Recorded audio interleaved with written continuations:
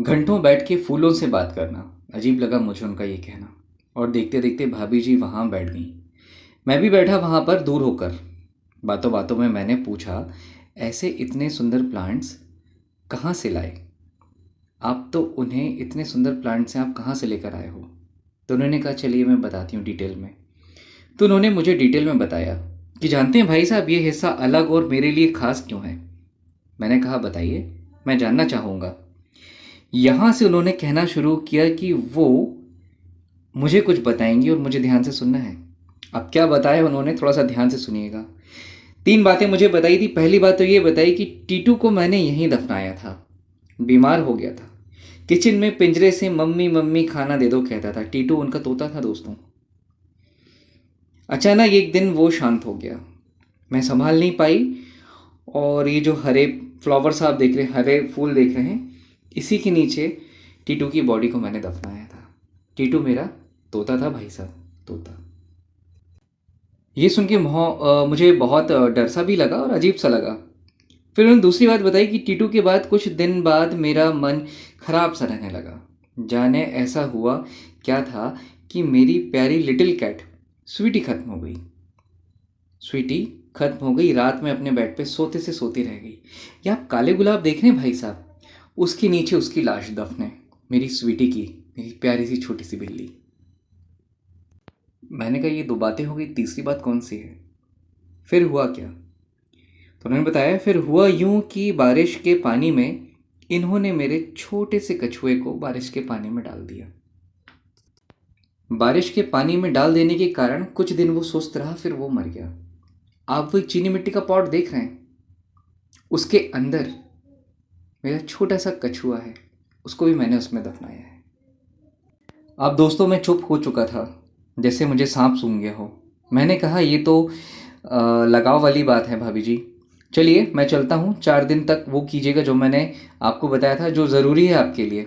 4 दिन बाद मिलता हूँ, मैं आपको बताऊँगा क्या करना है आगे के लिए और क्या नहीं करना है। अब दोस्तों होता यूँ है कि 3rd डे मैं कॉल करता हूँ उन्हें हालचाल पूछने के लिए।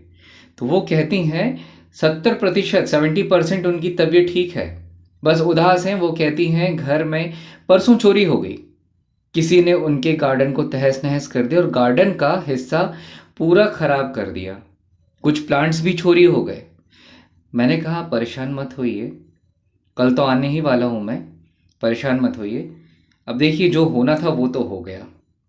और देखिए, आप स्वस्थ हो रही हैं तो ये 2 साल पुरानी बातें छोड़िए अपनी यादों की, और आप ठीक हो रही हैं, इससे ज़्यादा और बेहतर क्या चाहिए आपको? चौथे दिन जब मैं गया उनके घर तो उन्हें सेहतमंद देखकर बहुत अच्छा लगा। वो बहुत खुश हो रही थी। 4th डे मेरे दोस्त का भी जो काम था लॉयर से रिलेटेड, वो प्रोसेस में आ गया था। दोस्त भी बहुत खुश था। अब क्या किया मैंने आपको बताता हूँ, गौर से सुनिएगा दोस्तों। अब जो भी मैं आपको बताऊँ बहुत गौर से सुनिएगा। अपने दोस्त को सब बात बता दी मैंने। जो पेट ख़त्म हुए थे उन्हें बाहर दूर जंगल में जलाया विधि विधान से, मैंने और मेरे दोस्त ने। प्लांट्स अलग किए जो पेट की बॉडीज पर थे, जगह पर, उसी जगह पर गंगा जल छिड़का, शुद्धि करवाई।